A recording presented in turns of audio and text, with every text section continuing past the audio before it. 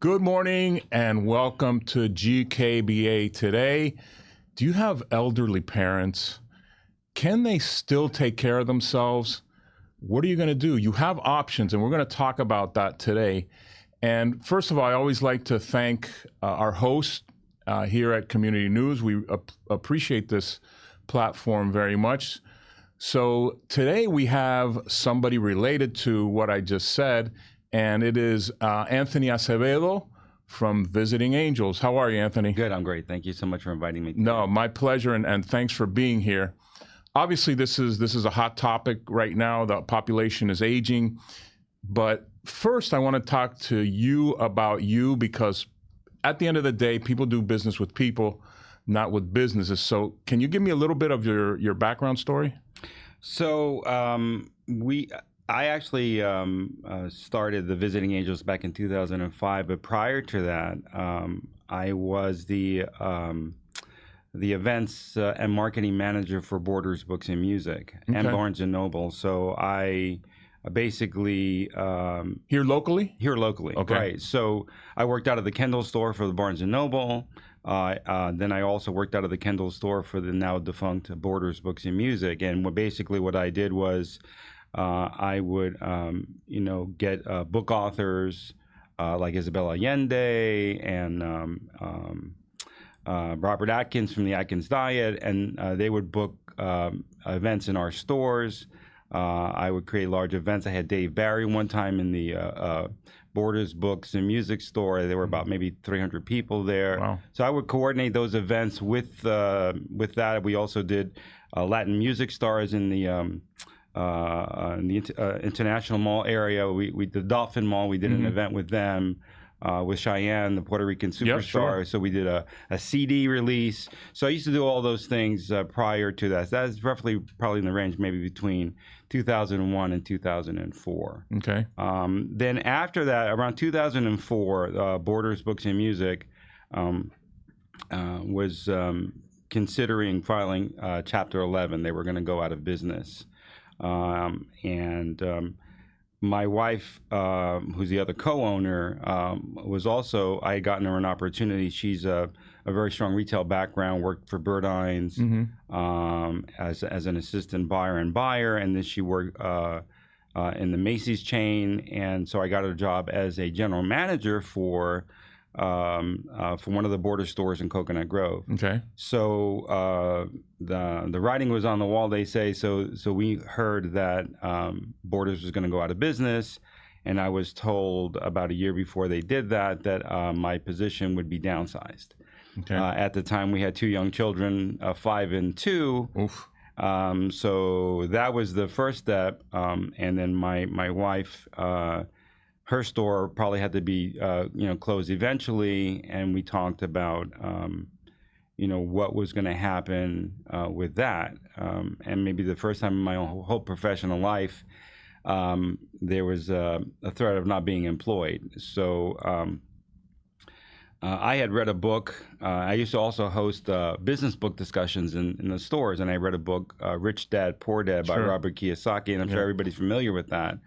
And one of the premises is that to be an owner of a business, it would probably be your best position, besides being maybe like an investor, would be the final thing. So I had talked to her about that, and we had this discussion about, what we can do to move forward. So this was 2004-ish? 2004-ish. Okay. I kind of pushed it because, I thought in my mind, that we could probably do something in the business world, and I wanted to control my own space. Okay. I think everyone who comes to come to Jesus moment, so to speak, where it's wait a minute, I don't want to be in this position at my age where I can arbitrarily be let go from a position. So that was your motivator to my motivator as well. Yeah. Of course, the number one question my wife had was, well, okay, so we do this. What's happening to the kids' health care? How do we do this situation? But they always say that business owners are kind of have this crazy leap of faith, total investment. Absolutely. Self-propelling, self-identifying and what you can do best. So I had the faith that we could do it. We were, when you get downsized, the state supports the children's health care with, I think it's called Florida Kid Care. Right. So that was, I never worried about my own health scenario. I mean, certainly they had Cobra, which, is not necessarily the greatest thing in the world. Or that cheap, right? Or that cheap. Yeah.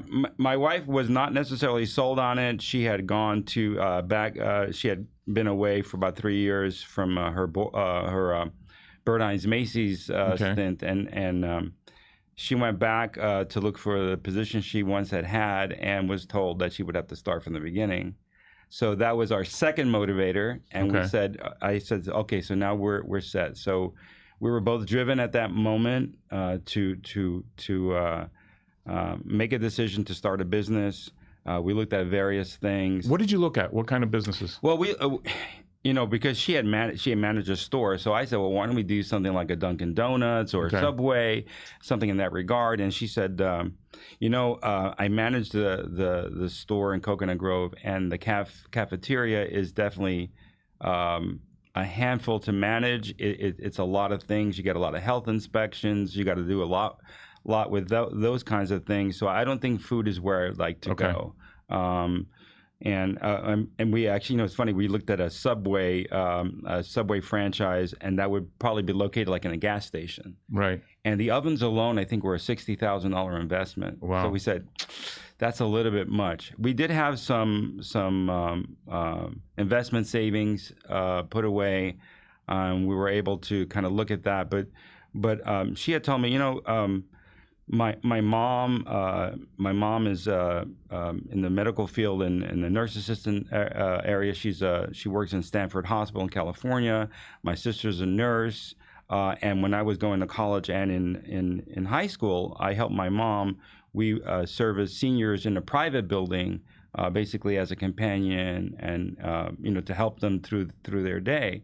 So she said, and my grandmother. She actually in her 80s volunteered in a senior teaching arts and crafts. Wow. So I thought, well, she said, well, maybe that we should look into that. So back then in 2005, there really wasn't like the internet now. So we got all these franchise magazines from the bookstore, and we started researching. So why did you choose franchise? Was that right off the bat, or did you consider just doing your own thing? Well, the thing about with us is, I mean, we have worked in the corporate world, so there's a template, there's like guidelines. Yeah, absolutely. If you become a marketing manager for the bookstore, they give you this is the guideline, this is how you and you had these binders, right, with photos about how you do things and how you create events and all those good things. So we were comfortable with the corporate world, working it most of our adult life, and a franchise presented a template.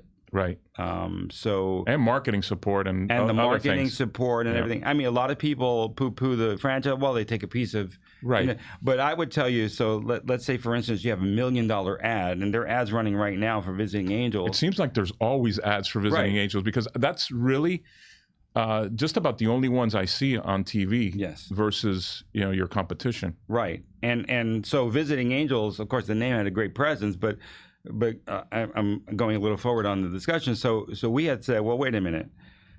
Let's look at these franchises, because they're going to give you that $1 million ad or that $500,000 ad, and you're one of 200 franchises. So divide that up. I mean, yes, they get some of your profit, but the fact of the matter is that if you build a business, where are you going to get $1 million ad on the local 10 ABC affiliate? Right. You're not going to get that. So. Right. And then, of course, I had the experience of doing the marketing for the Borders and Barnes & Noble, so I had a familiarity of where we were going to be. Right. What that profile looked like, because I managed all the stores, the Pinecrest store, the Coconut Grove store, so, all those places I was very familiar with, so I understood the demographic of what that looked like.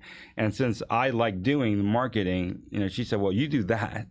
And I'm going to do the internal management, because I've interviewed people. I understand. Right. Operations, operations side, and you were the marketing side of the business. Again, her work in the healthcare field as being a companion, and her mother being a nurse assistant, her sister being a nurse, we understood that side of working. She did what we're offering for our clients. She helped support seniors in their homes, so she was very familiar with that. So we started looking through the franchise, all the franchises, and a couple of that stood out.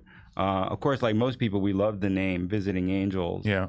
So we went on their home bases in the Pennsylvania area, Philadelphia, and we went to an open house, and we had the conversations with them.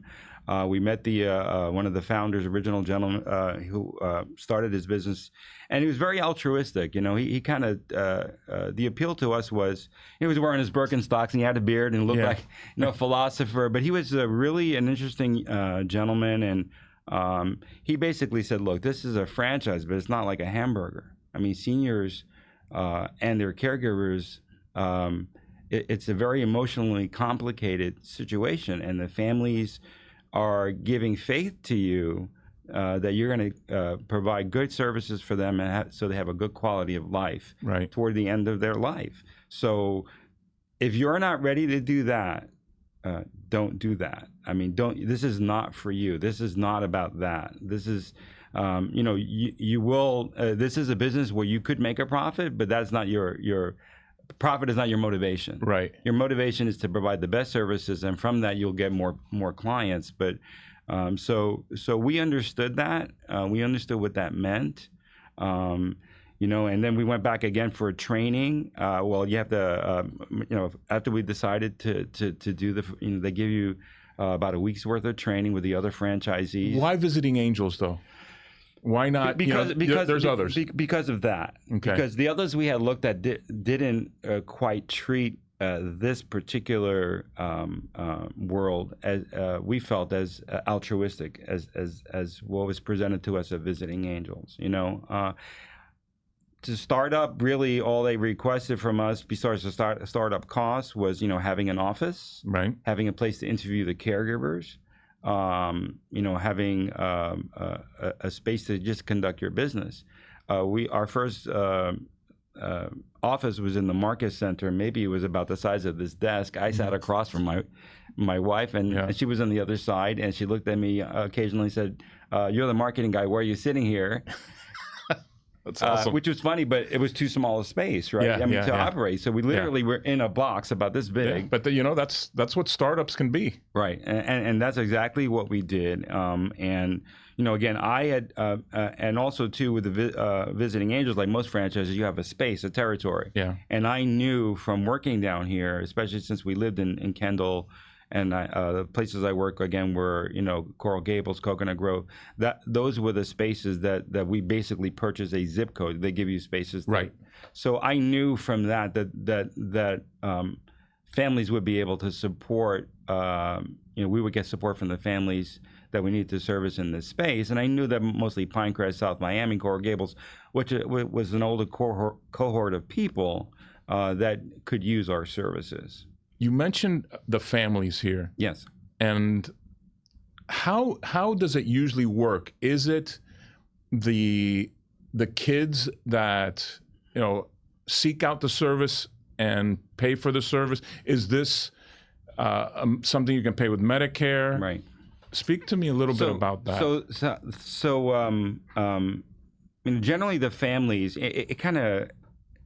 Like, for example, I had a call from a hospital, and it was a nurse who was helping an elderly couple, and he was kind of managing his wife. His wife had been hospitalized. So that's kind of the exception, not the rule. The rule is generally it's the children or a guardian, someone our age who are managing their family's situation. Okay. Most times, like most of us, don't really want to acknowledge that we're needing help.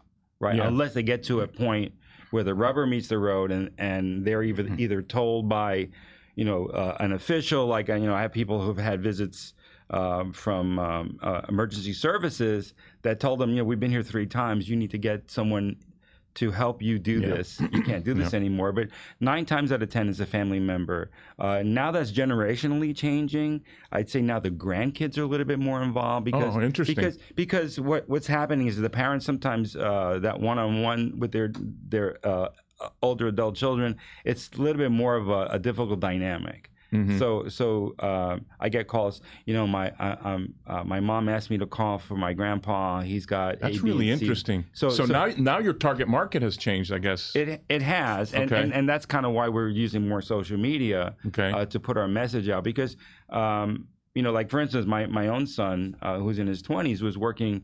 My parents are good health-wise generally, but he is, helping them with their internet setup and all the things with their phone, and he basically helps them when I'm not available to do it. So generationally, we do see the grandkids getting involved in terms of information, finding out information, sharing, stuff online as to what this looks like, looking at Google reviews, so they can say, Mom and Dad, I think this is good for Grandma, or they tell Grandma, I think this is good. They have great reviews. So that generationally has moved to the younger cohort of kids who are looking at the grandparents, especially in Miami. Generally Latino families are very tight. Yeah. So the grandkids are involved with, and in some ways they are actually even caring for their grandparents. Like during the summer when they're out of college, they're there kind of stopping by, making sure Grandma gets her coffee and stuff like that. But when they go away to school, we always get, like this time of year, they call us and say, oh my God,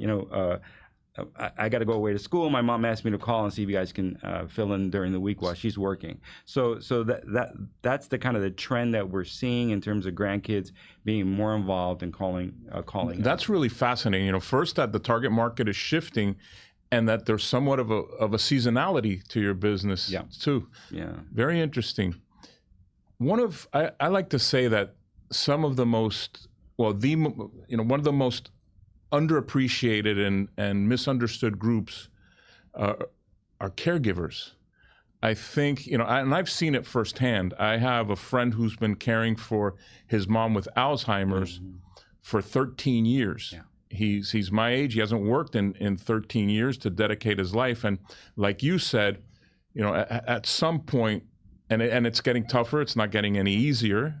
And at some point, and we actually had the conversation this morning, look, should I get somebody to help me? And I said, absolutely. Even if it's just a few hours of a reprieve, so you can go out and even to the grocery store, plus it's just physically, mentally, it's tough. So what kind of person does it take to be a caregiver, and what do you look for? Well, I'm going to dial back a little bit. You asked me a question about Medicare, so I just want to clear that. Okay, let's talk about that. Yeah, so Medicare, when I started the business, I think I had the impression, like everyone else does, is that you pay Medicare and Medicare would cover home care. Right. That is not correct. Okay. What Medicare covers, so technically, once you're eligible for Medicare, if you happen to be hospitalized for any reason, once you get out of the hospital, Medicare will cover, say, a bath visit called a nursing skill. Right. And bath visits are considered nursing skills. So you're not a companion. So a nurse assistant through a home health care agency will come and give you a bath based on so if you have Humana or Leon or anybody like that, Blue Cross, right?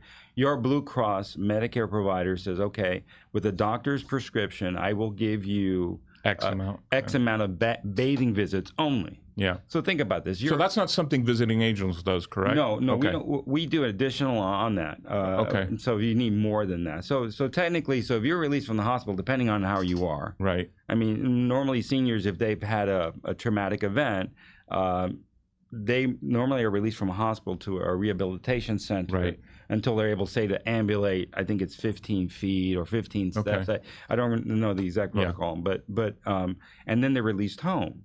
But what happens in a situation where if they're released to you and you're working all day and mom lives in the cottage, how's mom going to get around? Yeah. So she can't. So Medicare doesn't do it. Now, there are long-term care insurance providers, which are private, but Medicare only gives you the bathing visits. There's kind of Medicaid waiver, which is a little bit more, but you have to qualify for that, and it's income-based. Right. There's some other things, and if you're a veteran, you get, and you served during a time of war, you can get, some additional care paid for by the Veterans Administration. It's called Veterans Aid and Attendance. But Medicare, straight Medicare, does not have it. There are supplementals now that are out there, and you kind of have to pay a little bit for that. It's not as much support. So if you need more than 8 hours a day, generally comes out of pocket, and you have to find the resources for that. Now, getting back to your friend who you were talking about, so we have something called respite care, which a lot of folks look unpaid. Family caregivers is, there's a large statistic out there that says there's billions of dollars spent or millions of dollars spent from unpaid care, which are family members like you were talking about, your friend, who basically has given up their job and is working to care for their family member. But we always, we understand the burnout level is high in those kinds of things. We often see spouses who are elderly as well, caring for their loved one, and their other spouse, their spouse who's infirm, and then they wind up actually getting ill themselves. Wow. So we call it respite care. So I always say, look, if you're in a situation like that, maybe you bring us in 3 days a week. Maybe you bring us in 3 days a week so you can get out and just go to the mall, just go shopping, just go have a happy hour, hour with your friend, just have a dinner, and not worry about that. And that winds up getting an eventuality. I always say that if that's your primary thing, you have to be concerned about your own health. I always tell them, just do minimums. Just do a amount where you're giving yourself time. And we find that once that starts, they say, actually, I need more than that right now. Right. I need that maybe ongoing for the next 6 months, so I can, get back to finding what I need for myself. And we always say that's a great thing. And we always tell, like, again, the elderly family members taking care, like the spouses, give that a break. Because I often get, that's another call I get. I'm worried about my mom. She's taking care of my dad all the time, and she's not well right now. She's not, she's getting sick. I can see her health declining. Yeah. We need to address that. So, we kind of work with all different kind of scenarios. I mean, generally, people come to us because, the cost of care, which is another thing that we try to balance with the families, because we have to make it where the working caregivers, the nursing assistants, and the home health aides are given the opportunity to make a good wage, and the families can afford it. So the balance has to be struck between it. The dynamic has changed, and certainly, you say what kind of people that we look for. I think the number one thing always for us is compassion. Yeah, and that's what your business is based on. It has to be. And we have to profile that. Well, I always say, look, with a name like Visiting Angels, they have to be close as you can get, right? Right. Yeah. But not only that, I think we try and look at people who have the compassion profile, right? They're able to. Do you run them through like a formal test or something, or it's just in the interview process? We're licensed by the state of Florida, so there is a criminal background screening that is required with digital fingerprints, and that goes to a database. I believe it's managed by the FBI and FDLE. So all that's vetted from that part, and then we obviously look at their work profile and what they've done. I'll give you an example. Like today, a caregiver gave us was speaking to one of my staff members and gave us a testimonial that we're the most professional organization that they ever worked with, which I find a little shocking, not because of us, but because that's what's out there. But you know what? They are to us an equal to the client or the patient. Yeah. Because we like to say they do God's work. Yeah. Because just imagine a stranger that you're asking to go give love and attention to a person that they don't know. Yeah. So, we do everything we can to make sure that before they meet, we like them to meet before they start. We like them to have that conversation. But we know that it takes about 2 to 3 weeks to really for them to kind of get acclimated to working with each other. Because most people are resistant. Most seniors are resistant. Not only seniors, but most individuals are resistant to a stranger in your house doing some personal things with you, like bathing and dressing you, right?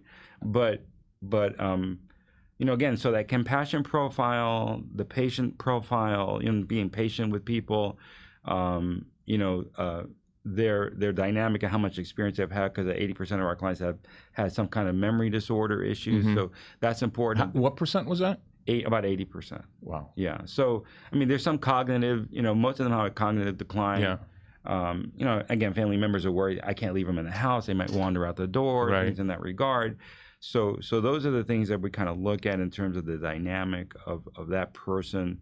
We do a lot. I used to say in the beginning that if they can get past my staff, they can work for anybody, because pretty much, one of the things we look at is, their ability to kind of connect on a compassionate level, their ability and their work experience to see how well they can manage different scenarios. And I have to tell you that, we go in, we do a consultation at first, and we meet them, and everyone's on their best behavior. But once we go away, that person's in the family dynamic. They're thrust into whatever that might be happening at that time. And as I mentioned to you, getting into this business is very emotional. But it's also very emotional for the caregiver, because I've had caregivers who work with family members for 6-7 years. And then when that person passes on, it's just like, it's profound, right? And you think about, your own family member passing away, but they're that connected, and I give them kudos for being, really powerful people to handle those things multiple in their work history. Right. They do that a lot, but like I said, to us, they are angels, and the families are subsequently equal to that, and we try and make sure that works. I'd rather have, and going back to the workforce, that statistically also is a shrinking workforce. And just imagine the caregivers. Yeah, it's been happening way before COVID happened. Okay. So it's a difficult job, in the sense that, again, you're asking a stranger to give love and attention and compassion to a stranger.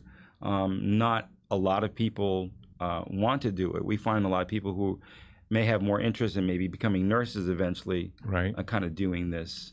There are professional nurse assistants, and this is what they do. But getting that younger generation, every time with the grandkids, to want to do this. I always, I've been trying to really push that we should introduce young people to doing this more, even at the middle school level, as a pathway to become, a nurse, physician, whatever. Because, we like to call it in our business the senior tsunami. And I heard statistically there's 10,000 people a day turning 65 in this country. So there's not enough people working to support those seniors, and no matter what level that's going to be, eventually we're going to have to do more community care. What does that mean? Well, community care meaning, kind of local space. Community care can also be what I talked about generationally, right? So the grandkids are involved, right? In the United States, everybody kind of takes opportunities and goes away from the family. Eventually, the tribe has to come back together again, right? Yeah. That's how it has to work.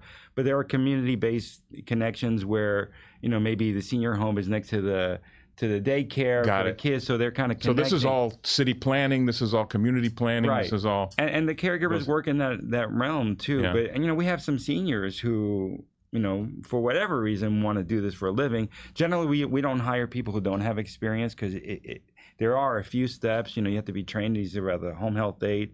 Miami-Dade has courses for it, or a nurse assistant, which is another one, which is a certification level. Right. And those courses take about 6 months. But again, the experience set is really important, especially when the Alzheimer's side of it. So we try to look for people with at least 1.5 to 2 years starting experience, because when you run into someone with the Alzheimer's, if you've never done it before, it does create a dynamic that you might not understand. Yeah. So we're part of the Alzheimer's Association. Visiting Angels is a national sponsor of the Walk to End Alzheimer's. We have one coming up in November, but we've been part of that for many years, to the local walk in Miami, and I think it's November 16th, if I'm not mistaken. And so we support that because we get it. I think we understand what that means in the community. But if I can get more people young people to be interested in doing this, if they're interested in the pathway to be in the health field, we certainly could use thousands more to want to do this. And again, not every senior is difficult. Most of them is just being a companion level, and helping them. What does that mean? What can a companion do and not do? Well, so companion care.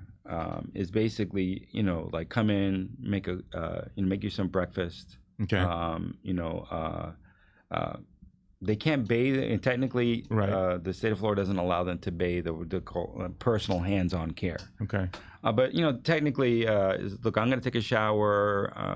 Can you just stand by and make sure? Right. If I fall, you may want to call 911. Take them on errands and shopping and things like that. As long as it's not personal care. I mean, if they have incontinence issues or ambulation issues, and they can't really do that well, that's more personal care. Right. But a companion level is basically, you're just kind of in there helping them with the basic. Yeah. And they can handle most things on their own when you walk away. Right. But most families say, I just don't want to leave them alone. I'm concerned. Right. Just got to keep an eye on them and kind of do the to-dos around the house. But that progresses because if they're at that point, then most likely down the road they're going to need more of the personal care. So companions, we don't really offer a companion person with no experience. They have to have some level of experience. Okay. Because even those with mild cognitive issues need more care than just a companion. Right. I mean, you just can't have a college student show up in the house and say, "Okay, I'm here." Yeah, here I am. And then, of course, again, as they progress, they're going to need more care. So we try and we work with, and our licensing requires that we have people with the skill sets and the background. But any and every person that goes into a senior's home, I always warn families that if you were to hire someone privately, be careful with that. Yeah. You should do your homework. You should do, at the very worst case, do an FDLE fingerprint, unless it's your cousin. I mean, if you're your cousin, you're fine. But I'm saying that hopefully anyway, right? Yeah. I have people. You don't have the skills. I mean, I'll give you an example. I had someone come. They said, my family member's coming from the Caribbean, and we're not going to need services right now because I think they can handle it. And the person had kind of mid-level cognitive issues. About 2 months later, I got a call back from the family. You know what? It's not working out because he's a little bit too aggressive. Yeah. And the reason is because she didn't understand the relative how to handle that. They didn't understand what she was looking at. It wasn't just sit there, look after him and see what happens. He was, for whatever reason, his aggression from the Alzheimer's or from the dementia was progressing, and she just professionally didn't understand what she was looking at because she had no experience. Yeah. Now, she could have gone to training, which might have been an alternative, but she couldn't handle it, so she wanted to step away. Understood. So, Anthony, we are out of time, believe it or not. Yes. Oh, thank you. If somebody wants to get in touch with you, where should they go? Call and maybe your Well, our main phone number, and it's a 24-hour line. Okay. So I have someone live from my staff answering the phones at nights and weekends. It's 305-728-3153. Or our website is www.visitingangels.com/Miami. Okay. And it's our local site, and there's all kinds of information. There's our pamphlets that are on there. Great. There's also scenarios on how you manage different things. So there's informational pieces out there as well. But excellent. We're always available as well. So if you call us, the next day we'll get to you and figure out how we can help your family. Great. Thanks again for being here. I appreciate it. Thank you. All right. And thank you for joining us on GKBA today. We'll be back again soon.